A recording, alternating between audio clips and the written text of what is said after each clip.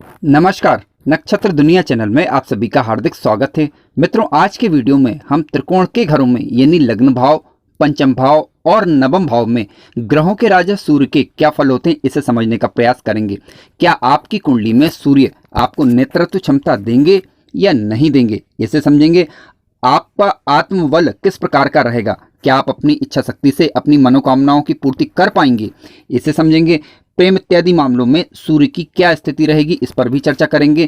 क्या आप अपने जीवन काल में उच्च पदस्थ अधिकारी बन सकते हैं, इस पर भी चर्चा आज के वीडियो में की गई है। इसके अलावा कई सारे अनछुए बिंदुओं को छुआ गया है, जिसे हम आज के वीडियो के माध्यम से एक एक करके सरल तरीके से समझेंगे। यदि आप चैनल पर नए हैं तो चैनल को सब्सक्राइब अवश्य करें और वीडियो ज्ञानवर्धक लगे तो लाइक जरूर करें। आइए शुरू करते हैं। मित्रों, आपकी किसी भी लग्न की कुंडली क्यों ना हो, सूर्य आत्मा के प्रमुख कारक ग्रह हैं। यानी किसी जातक की कुंडली में सूर्य यदि अंशात्मक रूप से बलवान होकर स्वराशि, मित्र राशि, उच्च राशि के होकर बैठते हैं तो जातक का आत्मबल मजबूत होता है। जातक के पिता के साथ व्यवहार मधुर बने रहते हैं, समाज में मान सम्मान अर्जित करता है ऐसा जातक। आत्मविश्वास तो मजबूत होता ही होता है और रोग प्रतिरोधक क्षमता भी जातक की अच्छी पाई जाती है। जातक के चेहरे पर एक आभा मंडल होता है, तेज होता है, जिससे वो लोगों को सहर्षी अपनी ओर आकर्षित कर पाता है। आपने देखा होगा कि कई बार कुछ लोग हमारे सामने आते हैं तो हम उन्हें देखकर प्रभावित हो जाते हैं। ठीक है, इन्हीं चेहरे पर एक आभा मंडल, एक तेज विकसित होता है, तो ये सूर्य के कारण हो सकता है, इसकी पूरी संभावना बनती है। विटामिन डी की कमी यदि किसी जातक के अंदर है तो वह सूर्य की रोशनी यानी सूर्य के प्रकाश में आकर बैठे तो ये कमी ज़्यादातर पूरी हो जाती है। और इसके अलावा अन्य उपाय भी हालांकि किए जा सकते हैं, लेकिन कुल मिलाकर बात यह है कि विटामिन डी के कारक भी सूर्य ग्रह को माना गया है। सरकारी क्षेत्रों के कारक हैं, शासन प्रशासन के कारक हैं। जातक के अंदर नेतृत्व का गुण पाया जाता है, जातक के अंदर एक सकारात्मक ऊर्जा बनी रहती है, यानी चीज़ों को वो सकारात्मक ढंग से लेता है। ध्यान रखें कि सूर्य ग्रह कभी भी यदि 5 नंबर की राशि में बैठे हुए हैं तो इसका मतलब यह है कि सूर्य सिंह राशि में है और सिंह राशि में सूर्य के अच्छे फल देखने को मिलते हैं। यदि किसी भी भाव में सूर्य ग्रह बैठे हुए हैं, वहां पर राशि अंक यदि 7 लिखा मिले तो समझ लीजिए कि सूर्य अपनी नीच राशि में बैठे हुए हैं और यहाँ पर बैठे हुए सूर्य सामान्यतः अच्छा रिजल्ट नहीं देते।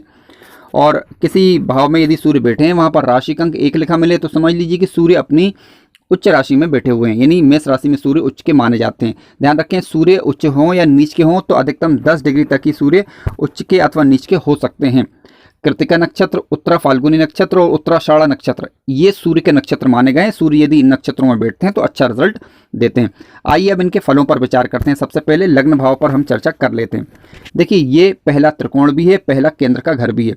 सूर्य ग्रह यदि यहाँ पर स्वराशि, मित्र राशि, उच्च राशि के होकर बलवान अवस्था में कुंडली के कारक ग्रह बनकर बैठते हैं तब ज़्यादा अच्छा रिजल्ट देते हैं। देखिए, सूर्य मेष लग्न, इसके अलावा कर्क लग्न, सिंह लग्न, वृश्चिक लग्न, धनु लग्न और मीन लग्न, इनमें ये कारक होते हैं।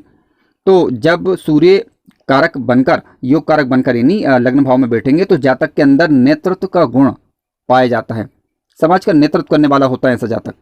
और यदि अधिकारी वर्ग की बात की जाए तो ऐसा जातक उच्च पदस्थ अधिकारी बनता है। हालांकि इसके लिए हमें षष्ठेश की स्थिति, शनि ग्रह की स्थिति और गुरु की स्थिति पर भी थोड़ा सा विचार करना होगा। आंतरिक ऊर्जाएं जातक के अंदर भरपूर मात्रा में होती हैं। दाम्पत्य जीवन हालांकि थोड़ा सा कमजोर हो सकता है जातक का, क्योंकि सूर्य अपनी सप्तम दृष्टि से कुंडली के सप्तम भाव को देखेंगे। अब क्योंकि सूर्य एक अग्नि तत्वी ग्रह है और इसकी वजह से दाम्पत्य जीवन थोड़ा सा कमजोर हो सकता है, लेकिन अब इसके लिए हमें सप्तमेश की स्थिति देखनी होगी, शुक्र अथवा गुरु की स्थिति पर विचार करना होगा। इसके पश्चात ही हम ये तय कर पाएंगे कि सूर्य सप्तम भाव को कितना कमजोर कर पाएंगे अथवा नहीं। जातक के अंदर आरोग्यता भरपूर मात्रा में रहती है, ठीक है, यानी रोग प्रतिरोधक क्षमता पाई जाती है जातक के अंदर यदि सूर्य बलवान अवस्था में होकर बैठे हुए हैं तब। और इसके अलावा गुरु की दृष्टि यदि पड़ जाए तो अत्यंत शुभ हो जाता है, यानी गुरु की दृष्टि यदि सूर्य पे पड़ जाए तो काफी शुभ माना जाता है।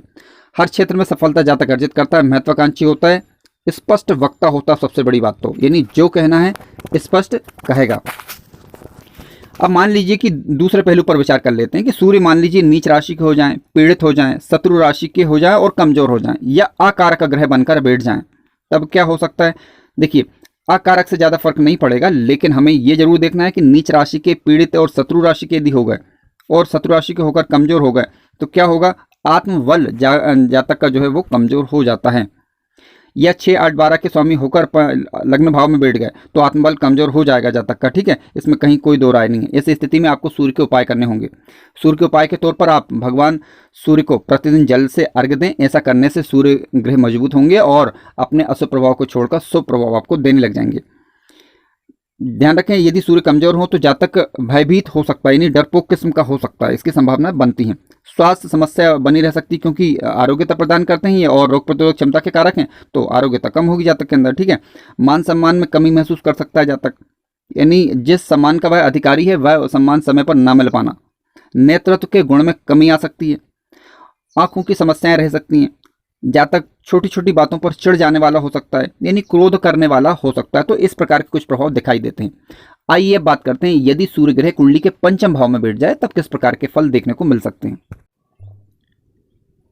मित्रों, कुंडली के पंचम भाव की बात करें तो हम यहाँ से संतान का विचार करते हैं, शिक्षा का विचार करते हैं, इष्ट का विचार करते हैं, प्रेम इत्यादि बातों का विचार करते हैं, शेयर मार्केट का विचार करते हैं, जातक के अंदर रचनात्मक शक्ति है या नहीं इसका विचार करते हैं। तो काफी महत्वपूर्ण हो जाता है ये भाव। देखिए, सूर्य यदि स्वराशि, मित्र राशि, उच्च राशि के होकर जब यहाँ पर बैठते हैं तो जातक की बुद्धि तीक्ष्ण होती है, यानी विवेक अच्छा होता है जातक के पास, ठीक है। जातक अपने मनोरथ की पूर्ति करने में सक्षम होता है क्योंकि सूर्य अपनी सप्तम दृष्टि से कुंडली के लाभ भाव को देखते हैं। अब यहाँ से मनोरथ पूर्ति का विचार करते हैं, इच्छा पूर्ति का विचार करते हैं, तो इच्छाएं जातक की पूरी होती हैं। लेकिन ध्यान रखें कि सूर्य जब यहाँ पर बैठेंगे तो संतान से संबंधित समस्या थोड़ी सी दे सकते हैं, या तो संतान होने में देरी होना या फिर संतान के साथ थोड़े से मतभेद होना। कारण उसका ये क्योंकि सूर्य अग्नि तत्व ग्रह है, ठीक है, तो रिश्तों को थोड़ा सा यहाँ पर कमजोर करने का ये प्रयास कर सकता है। लेकिन आपको देखना होगा कि स्वराशि, मित्र राशि, उच्च राशि के होकर बैठे हैं तो ज्यादा समस्याएं नहीं रहती। गुरु इत्यादि ग्रहों की दृष्टि पड़ जाए यदि यहाँ पर, या पंचमेश की दृष्टि पड़ जाए, तब भी इस प्रकार की ज्यादा कोई दिक्कतें नहीं आती। लेकिन सूर्य जो समस्या देंगे तो वो सामान्य प्रकार की रहेगी, ज्यादा परेशान होने की यहाँ पर फिर आवश्यकता नहीं होती। धन वैभव जातक के पास अच्छा होता है, जातक के उच्च अधिकारी हो सकता है, बुद्धि बल से जो चाहेगा वो प्राप्त कर सकता है, यानी बुद्धि बल जातक का अच्छा कहा जा सकता है। अब नेगेटिव पहलू की बात कर लेते हैं। सूर्य मान लीजिए नीच राशि के होकर बैठ जाएं, पीड़ित हो जाएं, ठीक है, तब क्या हो सकता है। देखिए, ऐसी परिस्थिति में प्रेम इत्यादि मामलों में जातक को दिक्कत आ सकती है, ठीक है। जातक का दिमाग थोड़ा सा गर्म हो सकता है, नहीं उग्र किस्म का हो सकता है, इसकी संभावनाएं बनती हैं। पिता के साथ संबंधों में परेशानी होना, हड्डी से संबंधित रोग जातक को परेशान कर सकते हैं। भाइयों के साथ थोड़ा सा मतभेद हो सकता है, विशेष रूप से बड़े भाई बहनों के साथ, क्योंकि सूर्य सप्तम दृष्टि से कुंडली के लाभ भाव को यहाँ पर देखते हैं। आइए विचार करते हैं, सूर्य यदि कुंडली के नवम भाव में बैठ जाए तो किस प्रकार के फल देखने को मिल सकते हैं। मित्रों, सूर्य यदि कुंडली के नवम भाव में आकर बैठ जाए तो फल क्या हो सकता है, आइए विचार करते हैं। देखिए, कुंडली के नवम भाव की बात करें तो ये भाग्य भाव है जातक का, यानी जातक के भाग्य का विचार हम यहीं से करते हैं, पिता का विचार भी हम यहीं से करते हैं, ठीक है। हालांकि पिता का विचार दसम भाव से भी करते हैं और नवम भाव से भी करते हैं। धार्मिक कार्यों में जातक की रुचि होगी या नहीं होगी, इसके लिए कुंडली का नवम भाव देखा जाता है। यदि सूर्य ग्रह यहाँ पर शुभ होकर, यानी शुभ होने का मतलब यह है कि स्वराशि, मित्र राशि, उच्च राशि के होकर और कारक ग्रह बनकर यदि बैठते हैं तो क्या होगा, जातक धर्मात्मा होगा, सत्य वक्ता होगा, स्पष्ट वक्ता होगा, धार्मिक कार्यों में जातक रुचि लेगा, ठीक है। भगवान सूर्य को जल से नित्य अर्घ्य देने पर जातक का भाग्य प्रबल होता है। हालांकि सूर्य यदि मजबूत हो जाए तो कुंडली में समस्त ग्रह मजबूत होने लग जाते हैं, क्योंकि सूर्य से ही समस्त ग्रहों को बल प्राप्त होता है, ये आप अच्छे तरीके से जानते हैं, ठीक है। जातक पराक्रमी होगा, मानसिक शुद्धता जातक के अंदर बनी रहेगी, यानी दृढ़ निश्चयी होगा जातक, जो कार्य करना चाहेगा वह कर सकता है। मान लीजिए कि सूर्य यदि यहाँ पर नीच राशि के हो जाएं, शत्रु राशि के हो जाएं या पीड़ित हो जाएं तो क्या हो सकता है, तो गुरु और पिता के साथ जातक के मतभेद हो सकते हैं, यानी विचारों में अंतर हो सकता है, इसकी संभावना बनती हैं। समय पर भाग्य का साथ ना मिल पाना, इस प्रकार की दिक्कतें आ सकती हैं। जातक का आत्मबल कमजोर रहे, इस प्रकार की दिक्कतें आती हैं। मित्रों, ध्यान रखें कि जब कोई भी ग्रह नीच राशि का या शत्रु राशि का होकर या पीड़ित होता है तो ऐसी परिस्थिति में होता यह है कि वह जिन चीज़ों का कारक होता है उन चीज़ों में कमी देखी जा सकती है, और जिस भाव में वह बैठेगा उस भाव से संबंधित सुखों में या अच्छे कार्यों में कमी लाता है। तो ये ही सूर्य के साथ होता है। मित्रों, ध्यान रखें, यदि सूर्य ग्रह कमजोर हो रहा है आपका किसी भी कारणवश तो भगवान सूर्य को नित्य प्रतिदिन अर्घ्य दें और आदित्य हृदय स्त्रोत का पाठ करें, विशेष रूप से रविवार को तो करें ही करें, ठीक है। इससे सूर्य ग्रह मजबूत हो जाएंगे, बलवान होंगे और आपको शुभ रिजल्ट देने लग जाएंगे। यदि वह जातक जो कि नौकरी इत्यादि की तैयारी कर रहे हैं या जिनका आत्मबल कमजोर है या वह समाज में मान सम्मान की कमी महसूस कर रहे हैं या कोई भी कार्य उनका नहीं हो पा रहा है, तो ऐसी परिस्थिति में आप भगवान सूर्य को बलवान करें तो आपके समस्त कार्य बनने लग जाएंगे। इसमें कहीं भी कोई दो राय नहीं है, क्योंकि भगवान श्री कृष्ण ने गीता में स्पष्ट कहा है कि ग्रहों में सूर्य मैं हूँ।